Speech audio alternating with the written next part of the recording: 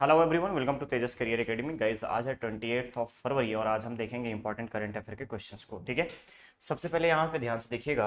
Question जो है आपका रखा गया है, पहला क्वेश्चन है, द्वितीय खेलो इंडिया फेंसिंग महिला लीग और रैंकिंग प्रतियोगिता में छत्तीसगढ़ की किस बालिका खिलाड़ी ने कांस्य पदक जीता है। ध्यान से देखेंगे आप, द्वितीय खेलो इंडिया फेंसिंग महिला लीग, तलवारबाजी, फेंसिंग दैट मीन्स तलवारबाजी।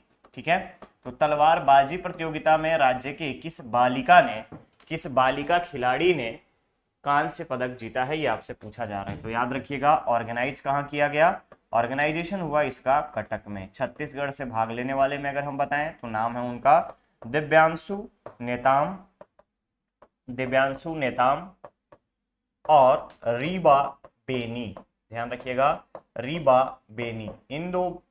इन दो प्लेयर्स ने, यानी इन दो खिलाड़ियों ने तलवारबाजी, नेशनल लेवल की तलवारबाजी फेंसिंग प्रतियोगिता में कांस्य पदक जीता है। क्या जीता है? कांस्य पदक जीता है। ठीक है, कांस्य पदक जीता है। इनको हराया किसने? तो फाइनल राउंड में तनुप्रिया, जो कि हरियाणा की प्लेयर है, तनुप्रिया हरियाणा की प्लेयर है, दोनों को।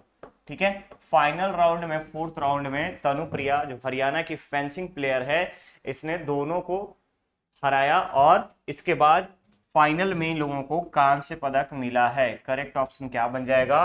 करेक्ट ऑप्शन बनेगा सी, दैट इज ए और बी दोनों, दिव्यांशु नेताम और रीवा बेनी। करेक्ट ऑप्शन क्या बनेगा?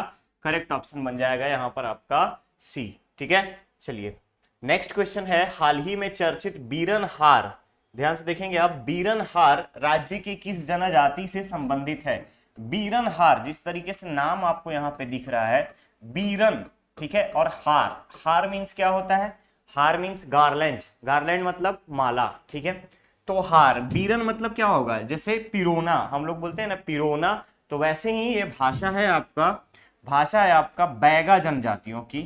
ठीक है, बैगा जनजातियों की, जिसमें बीरन का मतलब होता है हाथ से बनाना। ठीक है, बैगा जनजाति की हाथ से बनाया गया। ठीक है, हाथ से बनाना, हाथ से बनाना जो भी काम होता है, जो भी हाथ से बनाने का काम करते हैं, इन लोग को बीरन बोलते हैं। ठीक है, तो वैसा हार जो हाथ से बनाया जा रहा है, और ऐसा कहा जाता है कि सोने की हार से भी कीमती है ये। ध्यान रखेंगे आप, सोने के हार से भी ज्यादा, हार से ज्यादा महंगा। ठीक है, ज्यादा महंगा। क्यों? किस तरीके से बनाया जाता है? रीजन क्या है इसका महंगा होने का? तो याद रखिएगा, इसके बनाने के पर्पस जो है यहाँ पे सूताखार घास। ध्यान रखेंगे आप, किस चीज से बनाया जाता है? सूताखार, सूताखार घास और सूताखार घास और मूंज। ध्यान रखिएगा, मसु पुष्प की डाली से। ध्यान रखेंगे, मसु पुष्प की डाली से। ठीक है, पुष्प की डाली से, इन दोनों के कॉम्बिनेशन से इस बीरन हार को बनाया जाता है और ये बैगा जनजाति के लोगों के द्वारा, बैगा जनजाति के द्वारा, लोगों के द्वारा बनाया जाता है। ठीक है, क्लियर है? तो करेक्ट ऑप्शन क्या हो जाएगा? करेक्ट ऑप्शन हो जाएगा यहां पर आपका A, that is Baiga. Clear रहेगा? क्लियर रहेगा। चलिए नेक्स्ट है, लघु वनोपजों के संग्रहण में देश में कौन सा राज्य प्रथम स्थान पर है? तो एट प्रेजेंट एक रिपोर्ट जारी की गई है जिसमें बोला गया है कि लघु वनोपज संग्रहण में देश में कौन सा राज्य प्रथम है। तो लघु वनोपज की अगर हम बात करें तो आपको पता होगा कि छत्तीसगढ़ का जो कंट्रीब्यूशन है, ठीक है, छत्तीसगढ़ का जो कंट्रीब्यूशन है वो 74% का है और 74% में 65 लघु वनोपज को शामिल किया गया है, लघु वनोपज को शामिल किया गया है। और इन लघु वनोपज में ध्यान रखिएगा, सभी का समर्थन, न्यूनतम समर्थन मूल्य निर्धारित है। न्यूनतम समर्थन मूल्य जो है निर्धारित है और न्यूनतम समर्थन मूल्य पर 65 लघु वनोपज की खरीदारी करने वाला छत्तीसगढ़ भारत का पहला राज्य है जिसका कंट्रीब्यूशन 74% तक का है। तो भारत में छत्तीसगढ़ की रैंकिंग जो है वो है आपका फर्स्ट। ध्यान रखेंगे, फर्स्ट, पहले नंबर पे आता है आपका छत्तीसगढ़ वनोपज संग्रहण में खरीदारी करने में। और उसके लिए इन्होंने समर्थन मूल्य जैसी चीजों को लागू कर रखा है यहाँ की गवर्नमेंट ने। इसके अलावा ध्यान रखिएगा, इसी से रिलेटेड, लघु वनोपज से रिलेटेड वन सामुदायिक पत्र, वन सामुदायिक पत्र, सामुदायिक अधिकार पत्र, ठीक है, सामुदायिक अधिकार पत्र, और सेम ये क्वेश्चन आपका सीजीपीएससी में पूछा गया था। दूसरा है वन अधिकार व्यक्तिगत पत्र, वन व्यक्तिगत अधिकार पत्र, ठीक है, यानी वन कहने का मतलब है वनोपज के बारे में बात की जा रही है, व्यक्तिगत अधिकार पत्र, ठीक है। इन दोनों के बारे में आप याद रखिएगा, लघु वनोपज से जुड़े हुए हैं दोनों, ठीक है। तो यहां पर करेक्ट ऑप्शन बन जाएगा आपका A, that is Chhattisgarh, that is Chhattisgarh. Next question है, तांदुला इको फ्रेंडली पार्क राज्य के किस जिले में निर्माणाधीन है? तो तांदुला डैम के बारे में आपने सुना होगा, तांडुला जलाशय, तांदुला जलाशय के बारे में आपने सुना होगा, कहां पे है? बालोद में, कहां पे है? बालोद में, ठीक है। अब इको फ्रेंडली पार्क जब डेवलप किया जा रहा है तो क्या क्या होगा यहाँ पे, तो ध्यान रखिएगा, भगवान बुद्ध की प्रतिमा, बुद्ध प्रतिमा 4 फीट ऊंची प्रतिमा लगाई जाएगी, ठीक है। इसके अलावा आने वाले लोगों के लिए, पर्यटन को बढ़ावा देने के लिए, पर्यटकों के लिए कॉटेज, ठीक है, कॉटेज। इसके अलावा एडवेंचर कैंप,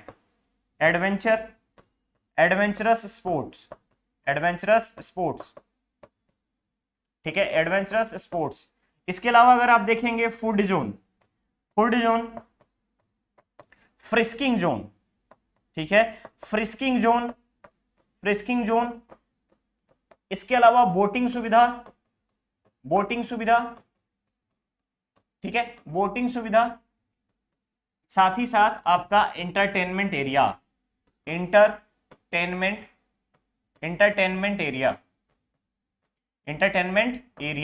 ये सारी चीजें डेवलप की जा रही है तांदुला जलाशय के पास में, पर्यटन को बढ़ावा देने के लिए। इसके अलावा अगर आप देखेंगे सिक्योरिटी पर्पस से वॉच टावर बनाया जाएगा, ठीक है, वॉच टावर बनाया जाएगा। यहाँ पे एंट्री और एग्जिट, ठीक है, एंट्री और एग्जिट के लिए अलग अलग गेट की व्यवस्था की जाएगी, एंट्री एंड एग्जिट के लिए अलग अलग एक प्रॉपर न्यूनतम यानी कि मिनिमम जो है आपका चार्ज किया जाएगा, फी लगेगा, ठीक है। तो ये सब कुछ हो रहा है जिला प्रशासन के द्वारा। जिला प्रशासन 29 करोड़ रुपए की लागत से, 29 करोड़ रुपए के इन्वेस्टमेंट से, कॉस्टिंग से इस तांदुला इको फ्रेंडली पार्क को डेवलप कर रही है। क्लियर रहेगा? तो करेक्ट ऑप्शन क्या बन जाएगा? सी, दैट इज बालोद। क्लियर रहेगा? That is Balod. क्लियर? चलिए आगे बढ़ते हैं। क्वेश्चन है फॉरेस्ट वंडरलैंड राज्य के किस स्थान पर निर्मित किया जाएगा? तो फॉरेस्ट वंडरलैंड, ध्यान से देखेंगे, फॉरेस्ट वंडरलैंड आपको पता होगा कि एशिया का सबसे बड़ा मानव निर्मित, एशिया का सबसे बड़ा मानव निर्मित जंगल, ठीक है, मानव निर्मित जंगल दुर्ग जिला के यानी कि दुर्ग वन मंडल के नंदनी में, ठीक है, नंदनी माइंस एरिया में डेवलप किया गया, ठीक है, माइंस एरिया में डेवलप किया गया है। टोटल एरिया कितना है? 1300 एकड़। अब आप बोलोगे कि सर क्वेश्चन में तो ये है कि यहां पर पूछा जा रहा है वंडरलैंड के बारे में, तो आपने ये मानव निर्मित जंगल, तो याद रखिएगा कि दुर्ग वन मंडल के नंदनी माइंस एरिया के इसी में यानी कि 1300 एकड़ के इस जमीन में ट्रैकिंग पॉइंट, ठीक है, ट्रैकिंग पॉइंट, ठीक है, ट्रैकिंग पॉइंट, एडवेंचर कैंप, इन सभी को इंक्लूड करते हुए फॉरेस्ट वंडरलैंड डेवलप किया जा रहा है, ठीक है, फॉरेस्ट वंडरलैंड डेवलप किया जा रहा है दुर्ग वन मंडल के द्वारा, फॉरेस्ट जोन के द्वारा। क्लियर रहेगा? तो ये क्या हो जाएगा यहां पर आंसर आपका बी, नंदनी दुर्ग, ठीक है। दुर्ग जिले के भिलाई में नंदनी एक जगह है जहां से भिलाई स्टील प्लांट पहले क्या करती थी? कोयला वहां से निकालती थी। क्लियर है? चलिए नेक्स्ट क्वेश्चन है, अखिल भारतीय बैडमिंटन प्रतियोगिता में राज्य के किस व्यक्ति ने स्वर्ण पदक जीता है? तो अखिल भारतीय बैडमिंटन प्रतियोगिता जो हुआ था ये हुई थी आपकी राष्ट्रीय पुलिस प्रतियोगिता, ठीक है, राष्ट्रीय पुलिस प्रतियोगिता, जहां पे 32 राज्यों से और अलग अलग यूनिट्स की अगर हम बात करें अलग अलग राज्य के पुलिस और उसके साथ साथ केंद्रीय सुरक्षा बल अर्धसैनिक बलों के टोटल 32 यूनिट पार्टिसिपेट किए थे। और उसमें सरगुजा एसपी, ध्यान रखेंगे आप, सरगुजा एसपी यानी पुलिस सुपरिटेंडेंट, पुलिस अधीक्षक भावना गुप्ता स्वर्ण पदक जीती है 2017 से। अगर हम बात करें तो 2017 से चौथी बार, फोर्थ टाइम गोल्ड मेडल जीता है उन्होंने। इसके अलावा छत्तीसगढ़ की टीम के बारे में बात करें तो छत्तीसगढ़ की जो टीम है इसने मिक्स्ड में, अगर हम बात करते हैं मिक्स्ड चैंपियनशिप में, मिक्स्ड प्रतियोगिता में कांस्य पदक। इसके अलावा फीमेल सिंगल्स की बात करें तो फीमेल सिंगल्स में गोल्ड, ठीक है, फीमेल सिंगल्स में गोल्ड, और फीमेल डुओ में गोल्ड, याद रखिएगा, फीमेल डुओ में गोल्ड, ठीक है, मिक्स्ड में कांस्य। तो सरगुजा एसपी भावना गुप्ता जी का ये 2017 के बाद से चौथी बार कंटिन्यू गोल्ड है, ठीक है, 2017, उसके बाद 4 बार, यानी कि उसके बाद से 3 बार इन्होंने और गोल्ड जीता है इस साल को मिलाते हुए। तो करेक्ट ऑप्शन क्या बन जाएगा? भावना गुप्ता, दैट इज डी, ठीक है। नेक्स्ट क्वेश्चन है, बौद्धिक संपदा सूचकांक में भारत को कौन सा स्थान प्राप्त हुआ है? तो बौद्धिक संपदा सूचकांक जारी किसने किया? आईपी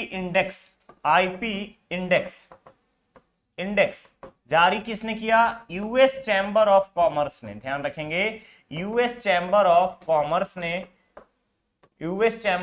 कॉमर्स ने ये रिपोर्ट जारी की है। और पिछले साल की तुलना में, पिछले साल भारत जो था 50, पिछले साल जो भारत जो था, पिछले साल की रैंकिंग जो थी वो 43rd था। और शीर्ष 55 देश की, शीर्ष 55 यानी टॉप 55 स्पेशल इकोनॉमिक वाले कंट्रीज के इस सर्वे में इस साल यानी प्रेजेंट की अगर हम बात करें तो इंडिया को 42nd रैंक मिला है। ध्यान रखिएगा, 42nd रैंक मिला है। किसके द्वारा जारी हुआ? IP index, US chamber of commerce के द्वारा शीर्ष 55 देशों के, शीर्ष इकोनॉमी की अगर हम बात करें, अर्थव्यवस्था वाले, शीर्ष अर्थव्यवस्था वाले 55 देशों के इस सर्वे में भारत को 42nd रैंक मिला है। करेक्ट ऑप्शन क्या बनेगा? ए, दैट इज 42nd, ठीक है।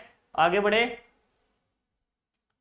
नेक्स्ट क्वेश्चन है, खरीफ वर्ष 2022-23 में धान खरीदी में छत्तीसगढ़ का कौन सा स्थान है? तो धान खरीदी में छत्तीसगढ़ का स्थान पूछा जा रहा है, इसका मतलब इंडिया के कॉन्टेक्स्ट में बात हो रही है, ठीक है, पूरे देश के कॉन्टेक्स्ट में बात हो रही है।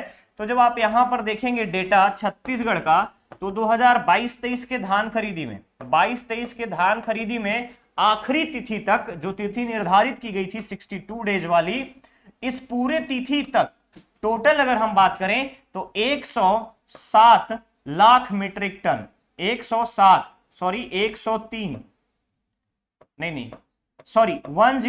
लाख मीट्रिक टन, ध्यान रखिएगा, 107 lakh metric ton, 107 lakh metric ton धान की खरीदी हुई, 107 लाख मीट्रिक टन धान की खरीदी हुई टिल द लास्ट डेट। यही अगर आप 2021 और 22 का डेटा देखेंगे तो यहां पर 98 लाख मीट्रिक टन का था, ठीक है। कितने किसानों ने धान बेचे हैं, मतलब कितने किसानों ने, पंजीकृत किसानों ने अपने धान बेचे हैं?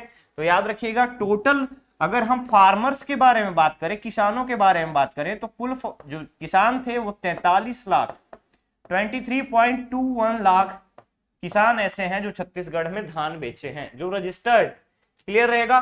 तो अब ये डेटा 2021 और 22-23 में अगर आप देखेंगे, 21-22 और 22-23 में, तो आपको टोटल डिफरेंस जो है यहाँ पे 9 लाख मीट्रिक टन का दिखता है, 9 लाख मीट्रिक टन। और इसी के साथ छत्तीसगढ़ जो है सबसे कम डिफरेंस के साथ सेकेंड रैंक पे है, ध्यान रखिएगा, सेकेंड नंबर पे है। अब बात आती है कि तो पहले रैंक पे कौन गया?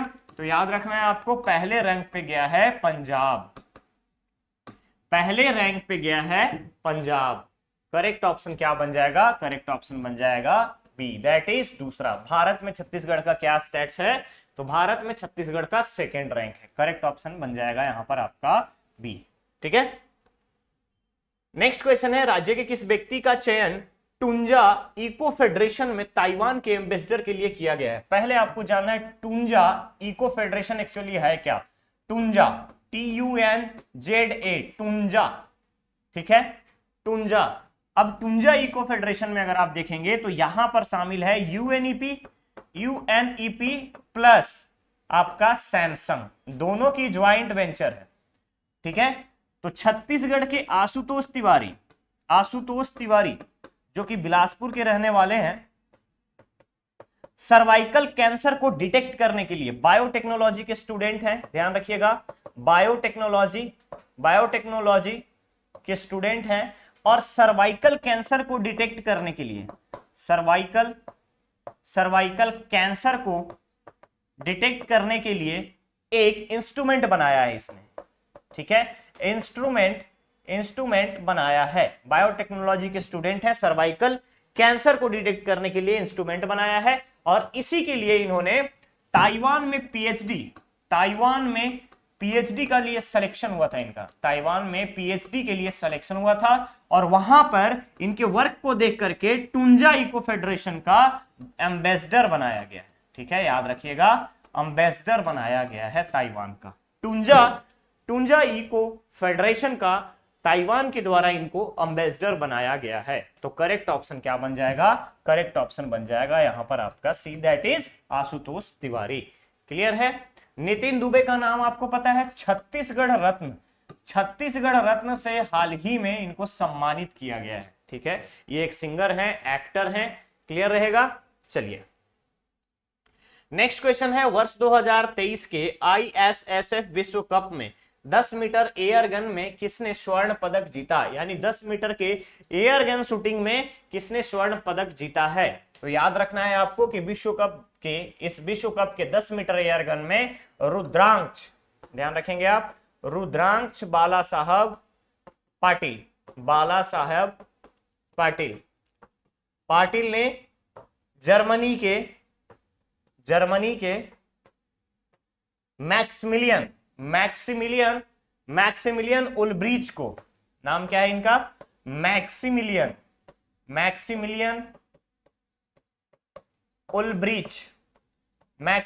उलब्रिच को हरा करके स्वर्ण पदक जीता है। कितना? 10 मीटर के शूटिंग कंपटीशन में। क्लियर रहेगा। करेक्ट ऑप्शन बनेगा रुद्रांश बाला साहेब पाटिल, करेक्ट ऑप्शन बन जाएगा यहां पर आपका डी, ठीक है। चलिए ये था आज का सेशन। अब बारी आपके स्टूडेंट धर्मा की। क्वेश्चन है आज का, केंद्रीय उत्पाद दिवस कब मनाया जाता है? सेंट्रल एक्साइज डे कब मनाया जाता है? 24 फरवरी, 26 फरवरी, 28 फरवरी और 3 मार्च। लास्ट लेक्चर में मैंने आपसे पूछा था कि सबसे ऊंचा फ्रोजन लेक मैराथन कहां ऑर्गेनाइज किया जाएगा? तो उसका करेक्ट आंसर होगा लद्दाख में, ठीक है। उसका करेक्ट आंसर क्या होगा? कल के क्वेश्चन की आंसर की अगर हम बात करें, वो होगा उसका लद्दाख, ध्यान रखिएगा, लद्दाख, ठीक है। लद्दाख में सबसे ऊंचा फ्रोजन लेक मैराथन ऑर्गेनाइज किया गया। तो करेक्ट ऑप्शन वहां पर हो जाएगा आपका लद्दाख। आज के इस क्वेश्चन का आंसर आप हमें कमेंट बॉक्स में कमेंट करके बताएंगे। ओके, तो चलिए मिलते हैं बहुत ही जल्द नेक्स्ट और नए सेशन के साथ। बने रहिए चैनल पे, चैनल को सब्सक्राइब करें, वीडियो को लाइक शेयर जरूर करें। Thank you so much.